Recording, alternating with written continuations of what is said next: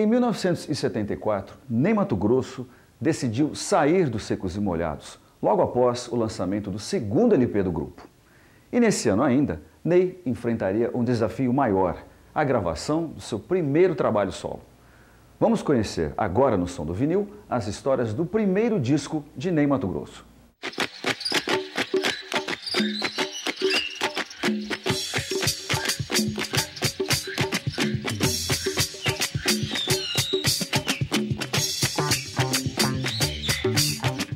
Eu queria mostrar toda as minhas referências musicais, tudo que me interessava dentro do panorama da música brasileira, né? Totalmente descomprometido com forma tradicional, sabe? Assim, buscando mesmo uma coisa que me correspondesse no sentido artístico. Era a voz do Ney, que era uma coisa muito diferente, né?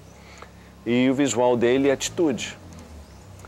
Então, acho que não era bem uma reencarnação dos Secos e Molhados, acho que era uma afirmação do Ney Matogrosso como artista. Então, ele queria que a gente ousasse sempre.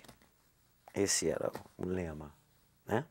Sem perder a característica do que ele queria. Né? Eu acho que a primeira coisa, ele concebe o seu visual, o que ele pretende com aquilo, e a partir daí eu acho que ele veste esse espetáculo com as músicas que mais atinjam a sua sensibilidade. O Ney, ao mesmo tempo que ele sabe muito bem o que ele quer, também ele é uma pessoa muito aberta, ele deixa as pessoas criativas que estão perto dele trabalharem com ele.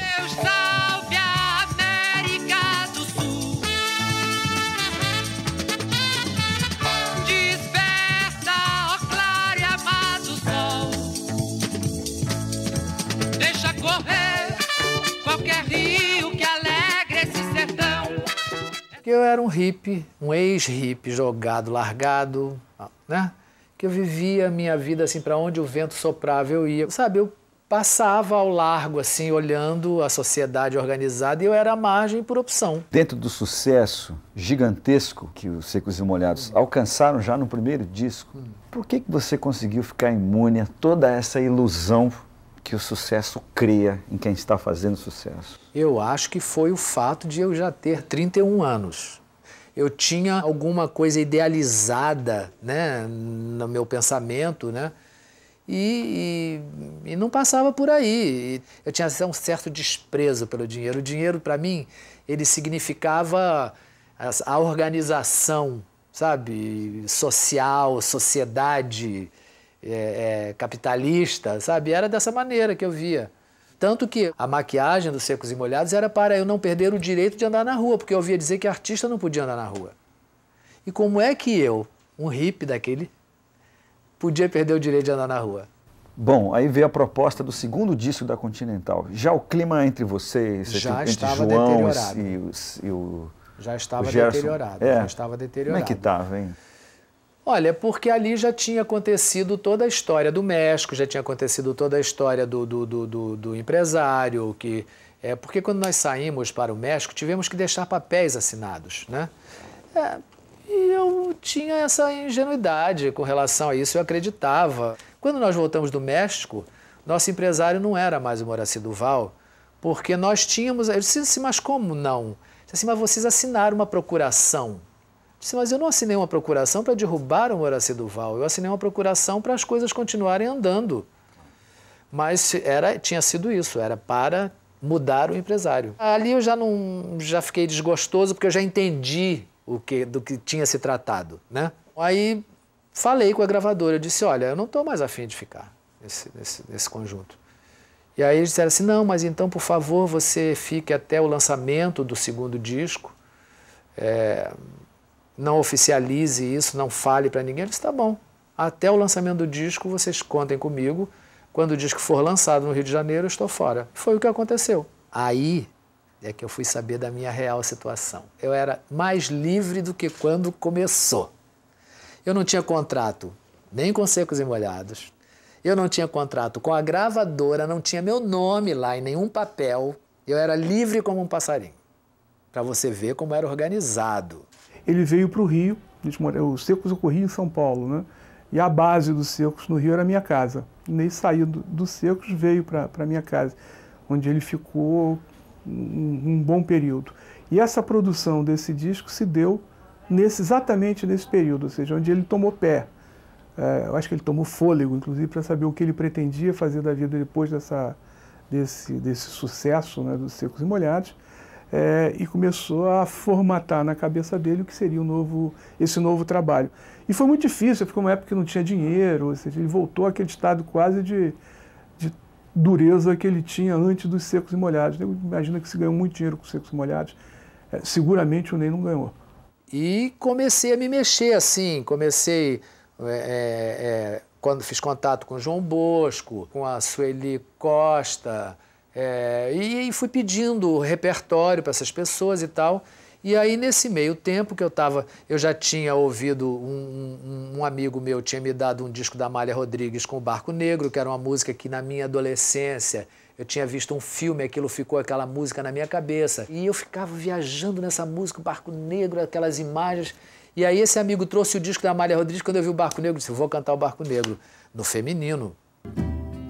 No vento que lança areia nos vidros, na água que canta, no fogo mortiço, no calor do leito, dos bancos vazios, dentro do meu peito estás sempre comigo.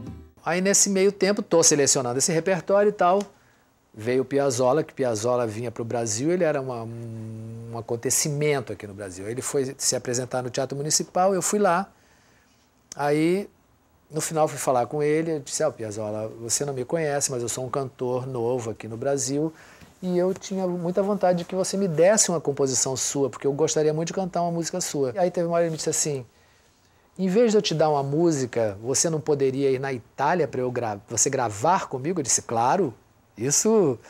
Eu ia arranjar dinheiro de onde fosse para ir para a Itália gravar com ele, né? Aí fui na Continental, já tínhamos assinado um contrato, né? Quando viram que eu não tinha nada. É curioso, né? Porque você era um artista livre para o mercado. Quando a gravadora se deu conta dessa que situação, ela me tinha, né? Mas não me tinha. Não tinha nada, exatamente. Não tinha nada. Okay. Aí eu já tinha assinado um contrato com eles e aí eu falei com eles assim, olha, o Piazzolla me chamou para gravar com ele na Itália. Aí eles pagaram. Bom, aí fomos, eu gravei com o Piazzolla um poema do Borges chamado 1964 e uma do Geraldo Carneiro chamado As Ilhas. E ele disse, tem um cantor que está abandonando um grupo aí, que tinha um grupo de sucesso, não sei se você conhece, Mato Grosso. Eu até a princípio não compreendi muito bem, porque não sabia, não falou nem Mato Grosso, falou Mato Grosso. E Mato Grosso que era Hacer la Música, né? E foi à Itália, onde ele morava, e gravou essa música. Ele já tinha tudo organizado. Ele alugou um estúdio em Milão, né? Ele tinha uma banda, foi gravado com uma banda do Piazzolla. E aí ele já tinha escrito os arranjos. Eu fui para Roma, fiquei em Roma, ele foi para Milão primeiro, gravou as bases, né? E eu cheguei 1 ou 2 dias depois com a Melita, que tinha ficado em Roma comigo, fomos para Milão e no dia seguinte eu entrei no estúdio e fiz as 2 vozes. Ele me colocou cantando no limite do meu registro vocal. E a canção era uma canção que tinha uma espécie de estrutura obsessiva que se repetia. Então eu procurei fazer uma espécie de uma paráfrase, de um grande autor guatemalteco que tinha umas visões apocalípticas, assim. Então eu fiz uma espécie de um pastiche. Vi aves de meia-noite e frutas elementares, vi a riqueza do mundo em bocas disseminadas.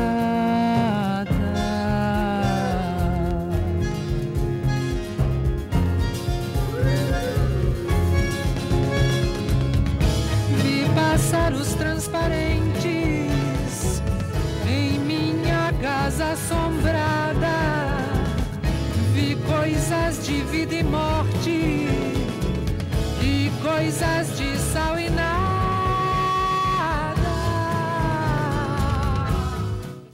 voltei com esse compacto na minha mão e fui atrás de uma banda. Eu conhecia o Márcio Montarroios, procurei o Montarroios, disse assim, Montarroios, eu gostaria que você fosse na minha casa ouvir uma coisa que eu fiz e eu queria te fazer uma proposta. Aí eu mostrei isso para ele e quando ele ouviu, disse assim, mas isso é muito bom, Ney, é um trabalho sério. Eu disse, é um trabalho com respeito à música, né? Aí ele montou a banda para mim. Era uma combinação muito única, né? Você ter o Guilherme Vaz, que é um cara assim, música concreta, música contemporânea, nada convencional, junto com o Cláudio Gabis, que era um guitarrista argentino, que aquela coisa, né, mais roqueira, tinha coisa de cítara que ele tocava também, mas era mais, né, convencional, blues e rock. Tinha o Márcio Montarroios, trompete, que tinha acabado de voltar dos Estados Unidos e era aquela coisa, se formou na Berkeley, a escola de jazz, e era um jazzman, né? E tinha o Chacal na percussão, o Jorge Amar no violão. Sérgio Rosadas, que é o Gripa, saxofone. Então a banda era... e eu de bateria. Nós ensaiamos muito, com total liberdade. Sabe aquela coisa assim, cada dia que chegava, tinha dias que dizia assim, vem cá, esse arranjo tem que ter um fim, tem uma hora que ele tem que ser algum arranjo, porque cada hora eles iam tocando outra coisa. Sabe, cada hora ia tocando outra coisa. Disse assim, vocês não podem, tem um momento que esses arranjos têm que virar um, né? Aí sim, aí fomos, a gravadora me mandou gravar esse disco aqui, num estúdio aqui no Rio de Janeiro. Péssimo estúdio. Não tinha condição de fazer esse disco. Eu pretendia uma coisa mais elaborada em termos sonoros, né? Aí eu peguei a minha Brasília, fui com o Billy Bond, dirigindo daqui lá a São Paulo, para chegar lá no diretor da gravadora e dizer assim, olha, se vocês querem que eu faça um disco que preste, vocês têm que me botar num estúdio que preste. Não pode ser aquele. Entramos no estúdio, lembro que era do Prat, do Rogério do Prat, e cresceu muito, certo? Normalmente, nos estúdios, eu tinha muita experiência em gravar em estúdios americanos. Nos estúdios aqui no Brasil se gravava com 2, 3 horinhas. Nós tomamos o estúdio o dia e noite, porque a capacidade criativa, ela não tem horário. Num clima muito bom, a gente gravava à noite, super ao vivo. Não tínhamos a tecnologia de hoje. E era pegando toda a unha mesmo. Nos arranjos, eu acho que, como eu disse, que ninguém tinha assim, uma autoridade para ser diretor musical nem nada. Cada um contribuía com o seu talento e o seu instrumento. Mas a partir do momento que eu toco de uma determinada maneira, vai influenciar no conjunto todo. Então, acho que todo mundo fazia um pouquinho o papel de arranjador de uma certa maneira ali, apesar de ninguém levar o título disso, né? Viscerais, eram reais as gravações. Tanto é que se você escutar o DVD hoje, ou o CD, ou não sei o quê, tem até alguns pequenos erros, certo? Que a mim não me importavam. Eu preferia o gás do Márcio, do solo do Márcio, o volume que está um pouquinho fora, passava uma distorçãozinha, eu preferia que fosse visceral, porque senão ele vira pasteurizado. O disco acabou ganhando um apelido, né? Sim, o Homem de Neandertal. Vamos falar dessa faixa, então. Você que abre o disco, não é isso? Sim. Quando você bota o disco para tocar, ele não entra numa música. Começa sons de floresta, bandos de macaco gritando, araras, papagaios. Era uma tudo intencional. Era um disco que eu cantava Deus Salve a América do Sul, né? Então eu queria que ele fosse todo permeado dessas sonoridades. Tem momentos aí em que ele não tem silêncio entre uma música e outra, ele tem assim, uma hora é água correndo, outra hora é vento soprando, outra hora são passarinhos, então ele tem sempre uma coisa que vai por dentro do disco todo, que são sons, né? Que foi o que as pessoas estranharam no disco, porque quando botava o disco para tocar, em vez de entrar eu cantando, entravam macacos gritando, né? Não sei se aí na gravação está, mas no show eu acabava de cantar Eu Sou o Homem de Neandertal e rosnava pro público, rosnava igual um bicho mesmo, sabe? Era uma coisa assim. Eu sou o homem de Neandertal. Catando caramujo na beira do rio.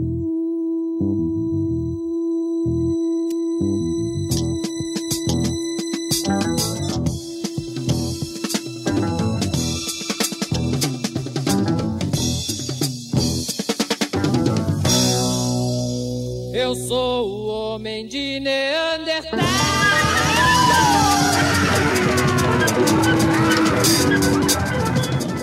Corsário. Corsário é uma música do João Bosco, que é uma música que eu adorava cantar. E o assunto aí também, esse assunto para mim era meio subversivo, sabe?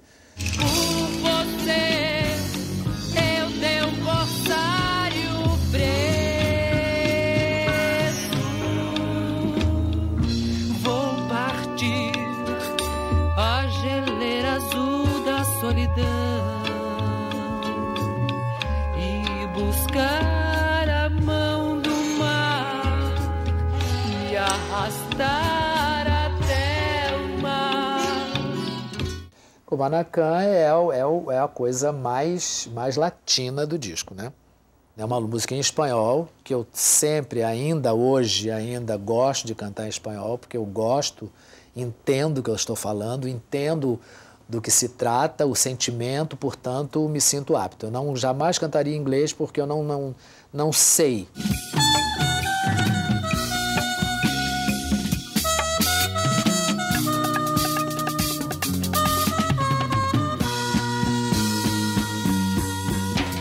Kubanacan, misterioso país del amor, donde forman tus campos sem flor, vergel primoroso.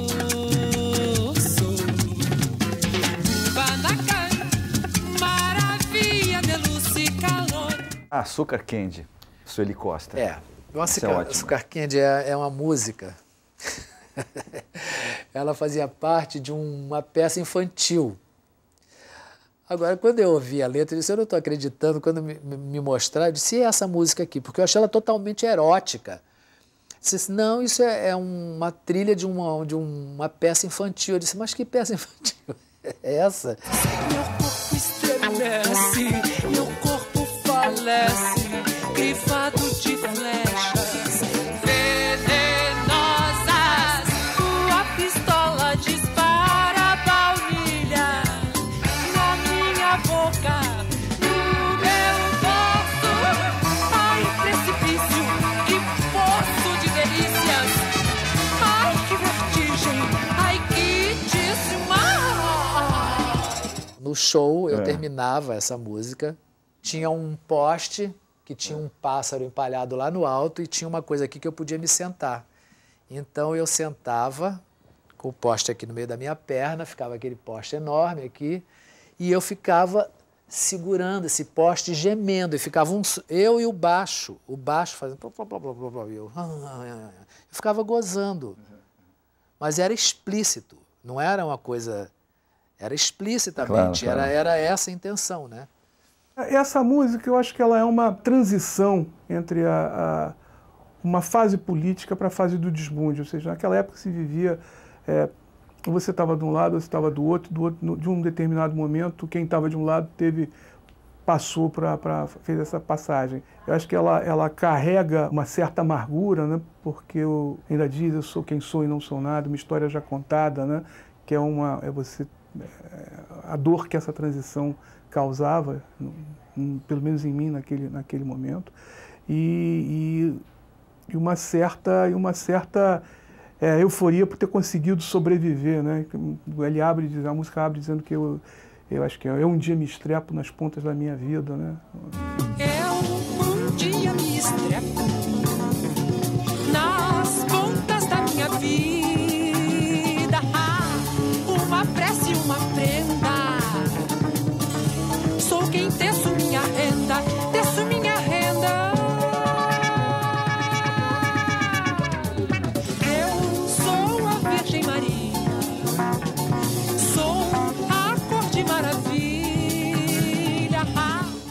você nessa capa tá realmente meio homem, meio animal aqui, né? Eu tô com uma roupa toda de crinas, aqui é um colete de pele de bode, isso aqui são crinas de cavalo, ossos e chifres, né? de carneiro. Essa criação aqui dessa roupa naturalmente foi espontâneo, você pensou, porque deve ter uma explicação para você ter escolhido isso que está aqui. Não, isso tudo tem explicação. Eu tinha lido um livro que os feiticeiros africanos, eles usavam esses objetos assim, chifres, dentes, não sei o quê, como para-raios, para sugar as energias negativas, e então isso funcionaria dessa maneira.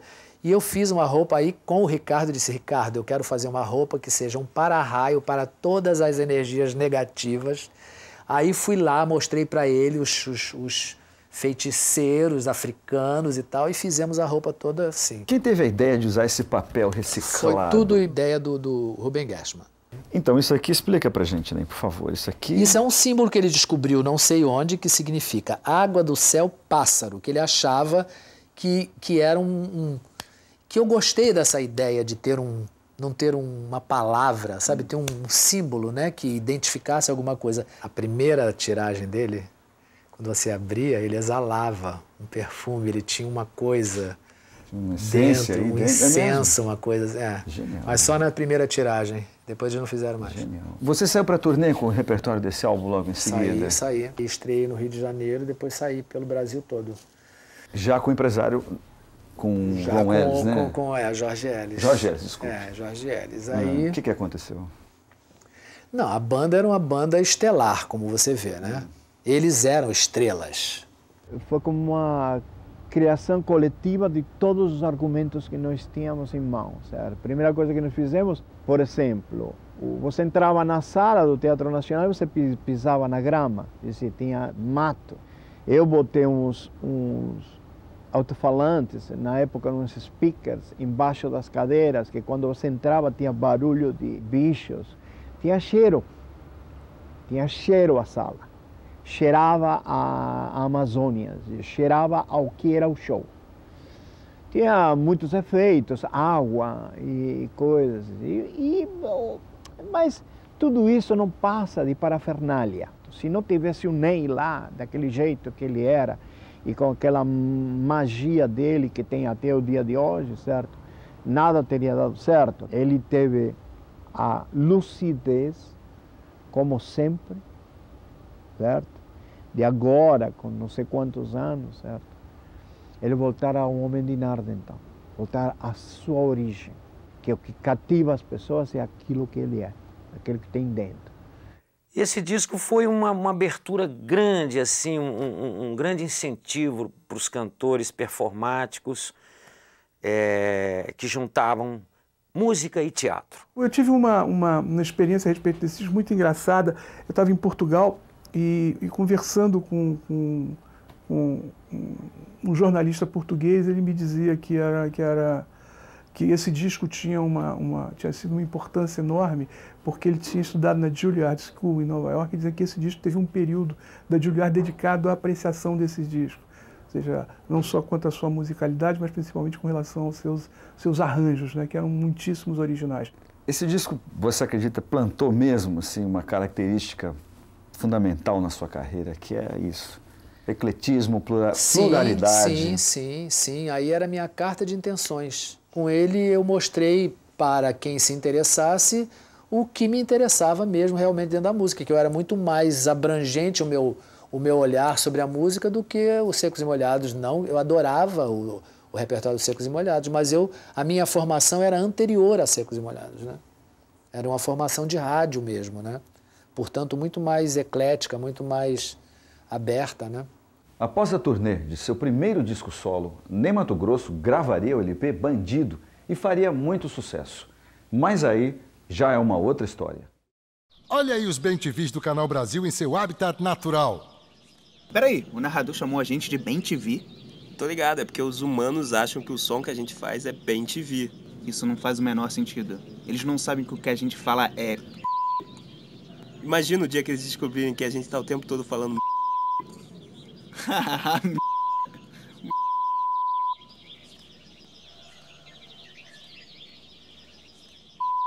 Tá, chega. Já deu.